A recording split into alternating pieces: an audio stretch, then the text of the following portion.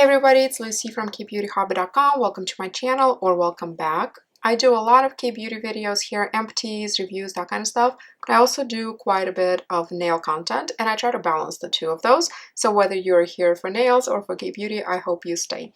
Today I'm trying a new to me brand of press-on nails called Glamnetic. I bought these with my own money. This is not sponsored. I wish it were, but it's not. And I also picked up their glue. So let's try these together. It's really snowy and dreary outside today, so I'm going with these gray Galactic short around nails. I always get the shorts. They do make other lengths and other shapes. So these ones are short round. These ones here are also short round in the cherry glaze color, but again, they have longer ones on almond shape and whatever you'd like. We get an alcohol prep pad, the nails themselves, extra nails in the baggie here, the glue, and a cuticle stick. I passionately hate glue in packaging like this.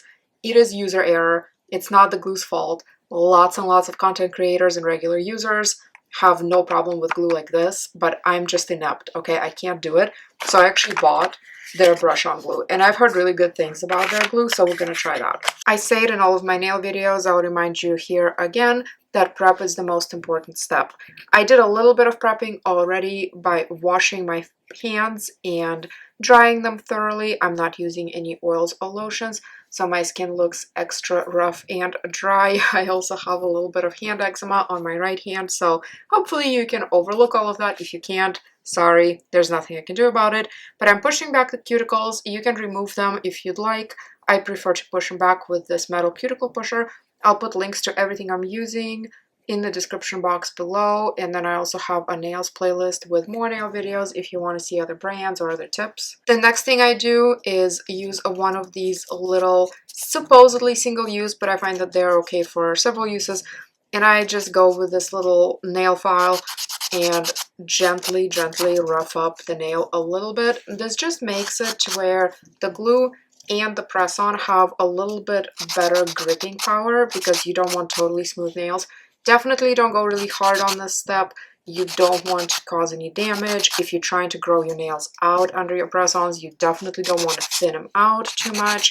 But this does help the nails stay on longer. Before I use the prep pad to remove all of that nail dust and any remaining oil, I'm going to pick my sizes. We always want to go with a size that fits well but doesn't cover the actual cuticle. You don't want it too thick or too narrow. These are labeled, but the numbers, I'm a little bit having a hard time. I think it says 65. Oh no, it's 6.5. Okay, so I think they do half sizes, which is cool. Typically, I don't see half sizes very often. There's some MLMs like Aspen Nails, Red Aspen. They always advertise that they do half sizes, but I don't support MLMs, so that's not something I will be trying. What I'm looking for here is not just the fit when I gently set it on. I am pressing down on it like I would when I'm gluing the nail, because that makes the nail spread a little bit, the press on. And if at that point it is pushing too hard on the sides of my finger, that's how I know that it's too wide. I picked all of my sizes. I arranged them in order of application off screen here. There's limited space on the screen. I am happy to report that they included plenty of 5.5 size. There are at least 4 because that's the size that I need for my ring fingers and my index fingers. So the size range seems good. I do have smaller fingernails, I would say. They're pretty naturally long, the nail beds, but my fingers are on the smaller sides. I wear 5.5 size band here, if that helps you at all. Kind of gauge whether or not these would work for you, but there are quite a few different sizes, both bigger and smaller than what I picked, left in the set, so it does seem to be pretty size inclusive. I degreased my nails with that little prep pad. The official instructions say to apply the glue to both the fingernail and the press-on nail.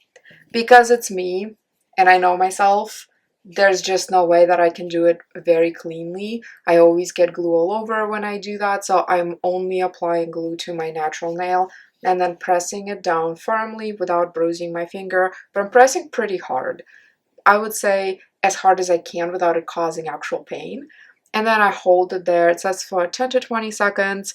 I'm going to try to go for 20. I used to think that 20 to 30 seconds per nail is just a lot of time, but I'm already spending some time here to apply them. a little bit extra time right now is better than having them pop off when I'm wearing them tonight or whenever. I did learn from TikTok not to rock my thumb back and forth while I press this because that can introduce air bubbles. So I'm just applying even pressure and I'm not rocking it back and forth. I am moving it a little bit to the sides just to make sure that I'm applying pressure on the sides, but I'm not doing hard, fast rocking. Here is the first one. It does make me giggle that these are considered short. Look how far it sticks out over my natural fingernail. And I honestly am waiting for the day when nail brands will start putting that little number, the size, on the cuticle end.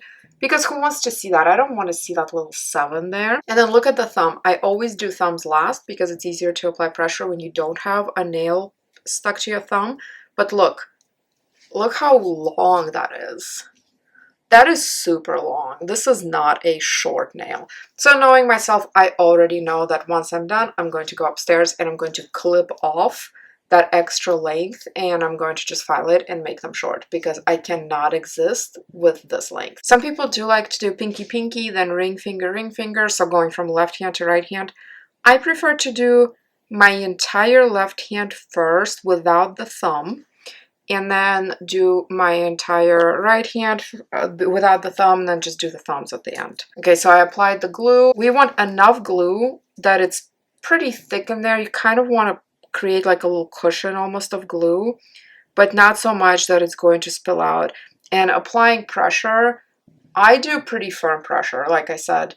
But if you are very heavy-handed with your glue, you might have to do a little bit less pressure to avoid it spilling out. Another reason not to move your thumb back and forth right now too much is if you do have any nail glue spilling out, you will spread that all over the nail and it will no longer be shiny.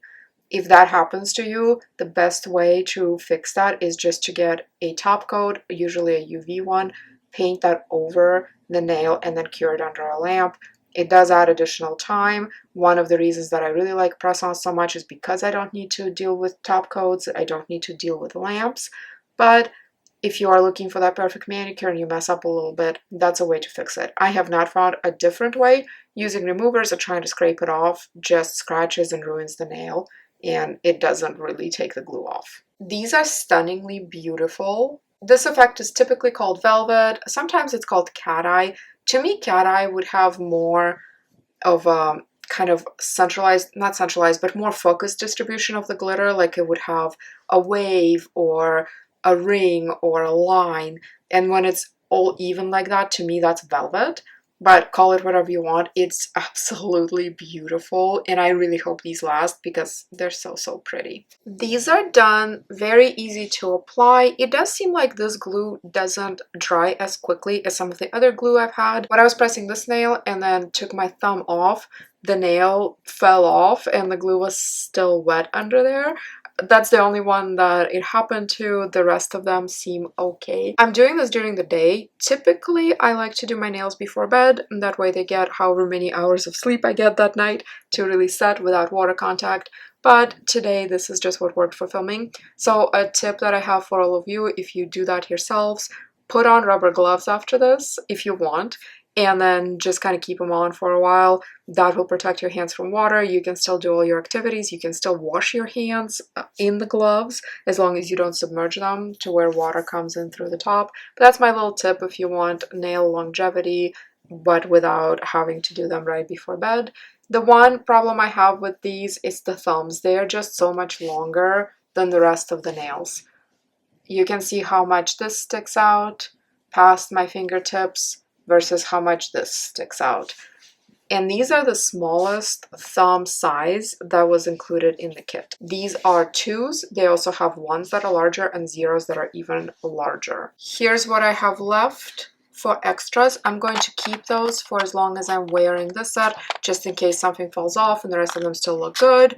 Maybe I can use one of these. Typically after that, unless I plan on reusing the set, I just discard the leftovers. And I usually have a little bottle of glue in my bag just in case something pops off. Yes, you can certainly save the nail in your pocket or something like that, reapply it at home, but I feel like it always looks really weird when you're missing one nail, even if it's just for half the day until you get home, so I like to keep the glue with me. Other than that, the real question is how long will these last? They are absolutely beautiful. They definitely remind me of the velvet collection that Dashing Diva Magic Press has. Those also tend to be kind of long. Stay tuned for updates on how these wear. You can see those on my Instagram at KBeautyHobbit. You can also find me on my blog, KBeautyHobbit.com, and in my private Facebook group, Korean Beauty Fanatics.